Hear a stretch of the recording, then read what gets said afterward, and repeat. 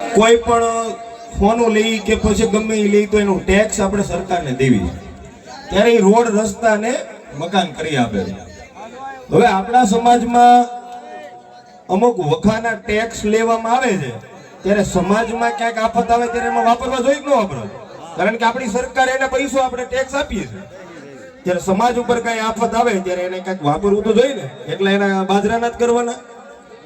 એટલે આજે આપણે એક સમાજની બેન દીકરીનો આશરો ઢાંકીને રે, એટલે આજે આપણે માતાજીની આરતી થી એની માથે એક તમને એક શબ્દ કહું કે જેટલા ભાઈ પોપટભાઈ આપણા પાલડીની અંદર કે આજુબાજુમાં ગામડામાં જેટલા પણ ગામતળની બારા જેને સન્નત ન હોય, જેને સન્નત ન હોય એને કાયદેસર ગામમાં પ્લોટ અને સન્નત કરાવી દેવાની જવાબદારી મારી અને એનું ફોર્મ ભરવા પાલીતાણા આવવાનું અને કાયદેસર આપણો પ્લોટ ઝૂંપડે હવે ડેમોલેશન લાગશે ને બેન દીકરી આપણી રોશે અને આપણે જીવતા હોય, આપણો સમાજ જીવતો હોય ને કોઈ આપણી દીકરી કાલ પરણીને મોટા આપણી બેન દીકરી પણ કાલ પરણીને કોક ઝૂંપડામાં જહેની ઝૂંપડું ભાંગશે, એની કરતા આપણે એને કાંઈક આશરો કાયદેસર અપાવીએ.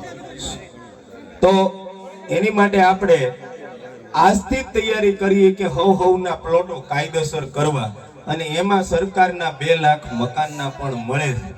તો એનો ફોર્મ ભરવા માટે રાજુભાઈને કુદરત પાલડીમાંથી કોઈ પણ સંપર્ક કરજો, પોપટભાઈનો સંપર્ક કરજો. તમામના પ્લોટ કાયદેસર કરાવવાના ને સન્નત કરાવવાની, અને એ ન થાય તો હું બેઠો છું. પણ ઓલા સરકારમાં જે ટેક્સ આપીએ ને એને પણ ક્યારેક ટકોર મારવી જોઈએ કે ભાઈ તમને અત્યાર લગી ટેક્સ 72 ને 2,72,000 ના આપ્યા છે, એમાંથી ક્યારેક તો સમાજમાં ક્યાંક ફળ આપો, બરોબર?